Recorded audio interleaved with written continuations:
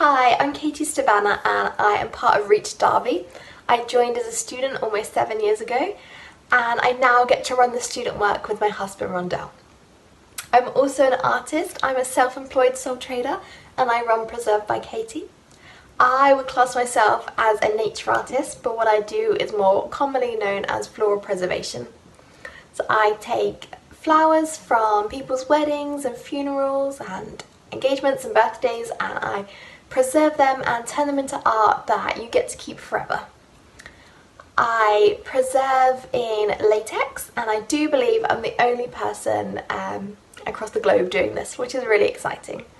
I kind of stumbled on it by accident while I was at university. I studied creative expressive therapies and during my final year I decided I wanted to work with nature. I'd spent my first and second year working with textiles.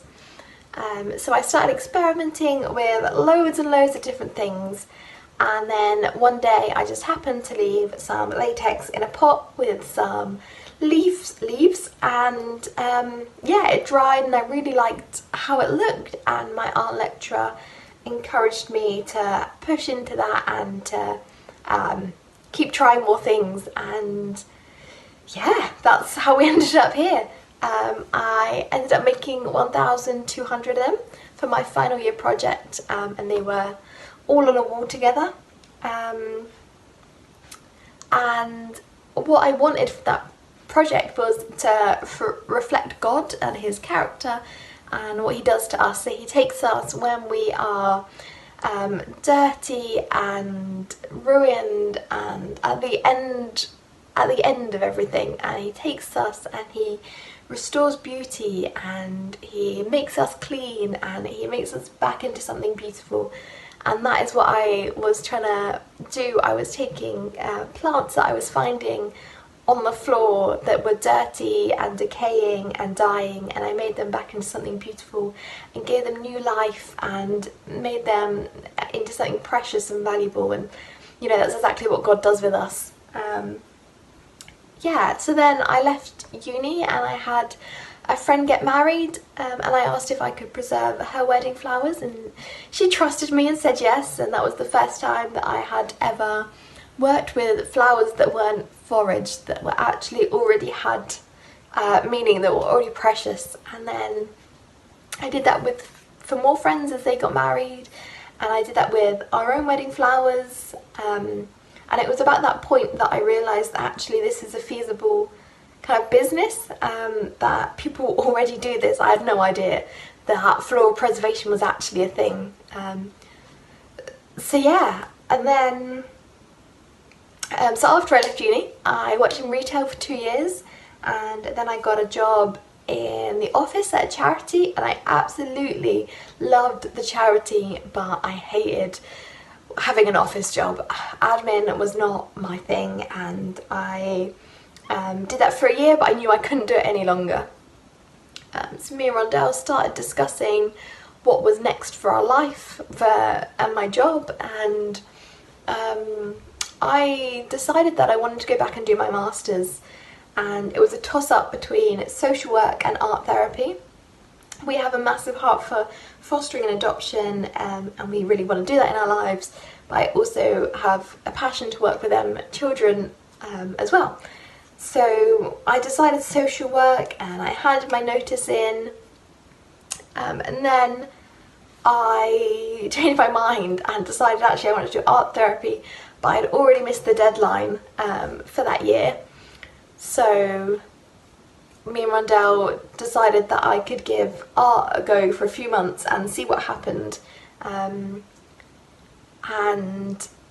I left my job and I took a little bit of time off, and then we had just bought a house and that needed loads and loads of renovation, so I kind of took that on, and for 2 months I was kind of painting every day. Every single wall needed painting, every bit of woodwork, and then we also had lots of physical building work going on. So I kind of oversaw that for a few months, and then I decided that actually I really need to take this seriously.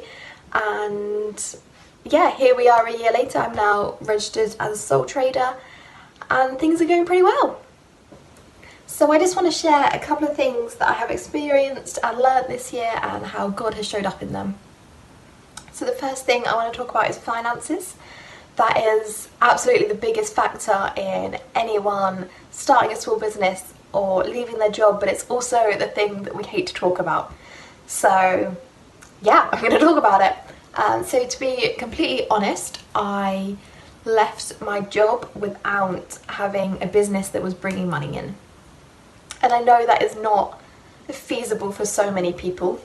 If you've got kids and other commitments, or if you're a single person and don't have a spouse to support you, yeah.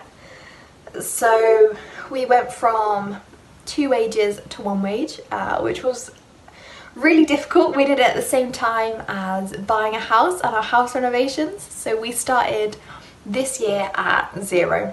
Like all of our finance were at 0. And yeah, that was really tough. We had to ask some friends for a loan, and we were relying on other friends to feed us multiple times a week because we had nothing. And yeah, that was hard, but God really showed up in the people that fed us and in the friends that gifted us money. And He really showed up the day that we got an email from our lawyers from when we bought our house 6 months earlier saying we owe you over £1,000, which was incredible. But one thing that having little money has really taught us is how to better communicate about it. We did the CAP course before I left my job, and that was just brilliant. It taught us how to budget better. It taught us to look at really where are our finances going, and mainly it took this like pressure off the conversation. It became much more easier for me to talk about it, which was great. I would so recommend it to anyone that can do it.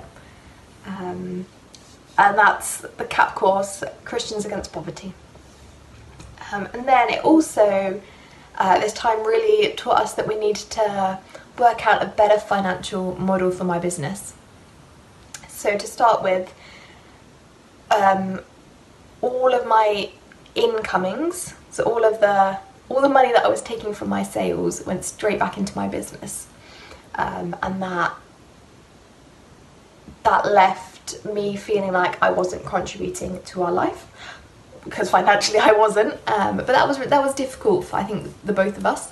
So we started a little model that meant 10% from every sale that I make goes straight into my tithing pot, and then I deal with that when it gets to £100.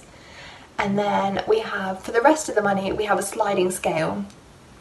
So if my bank account is under £100, then we don't take anything. This is my business account. If my business account is over 100, we take 10%. If it's over 200, we take 20%. If it's over 300, we take 30%, and it goes up like that. And this has worked really well for us, because it means my business is always getting the money that it needs, but my business is contributing to our life in a way that fits both of them. So I know that I'm not just taking kind of a set monthly sum which doesn't fall in line with how much I've actually taken in that month. I honestly have no idea how anyone else runs their business financially. I've never been able to afford to kind of access that information. Yeah, so this works for us now. I know it won't forever as my business grows, but for now this works.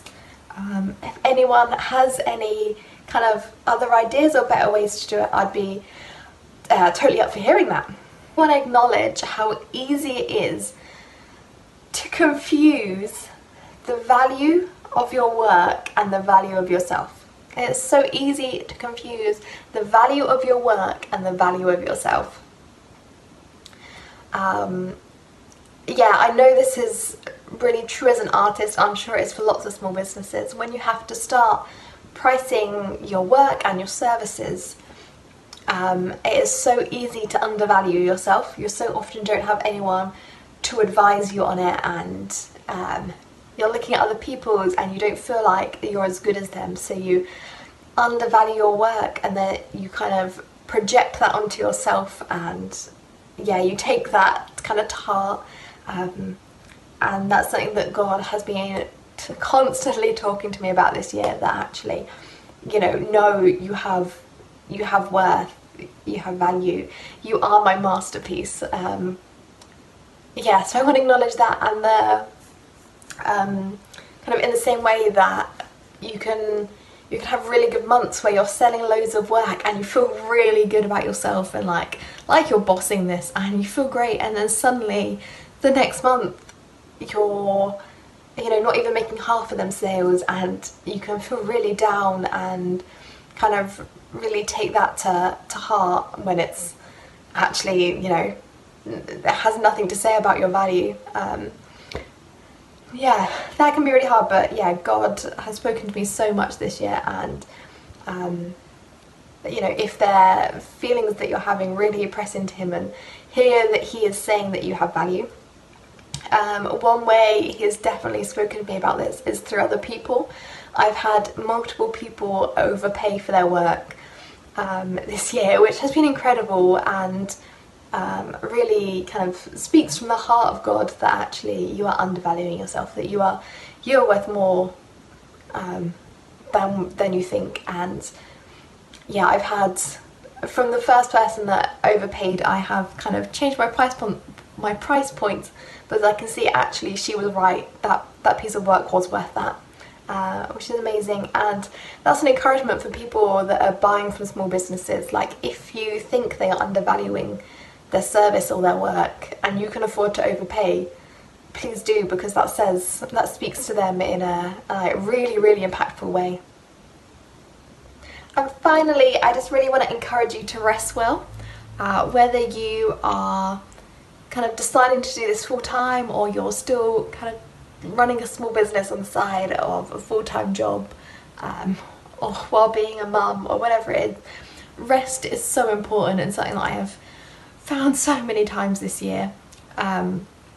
There's this pressure in running your own business that you need to work all hours of the day, and that's the only way you're going to run a successful business. But that's just not sustainable or true. You know, you can do that for a few weeks, a few months, but you'll crash and burn out. And it's really interesting when you are turning your hobby into a business, that you're now, the thing that you used to do to rest, and the thing that used to give you life, is now your job. And that's a really hard thing to navigate. And I have really had to find new ways to rest this year. I've had to explore creativity in different ways that can kind of be my new creative outlet, because my old one is now my job, which is fantastic, but it's just kind of, yeah, something new to navigate, and it can be harder than you expect it to be. It was definitely harder than I expected. Yeah, thanks so much for listening. I hope you took something useful for this. I would love to hear some feedback, and please do check out my website, katiestabana.uk, and follow me on Instagram or Facebook at Preserved by Katie. Thank you so much.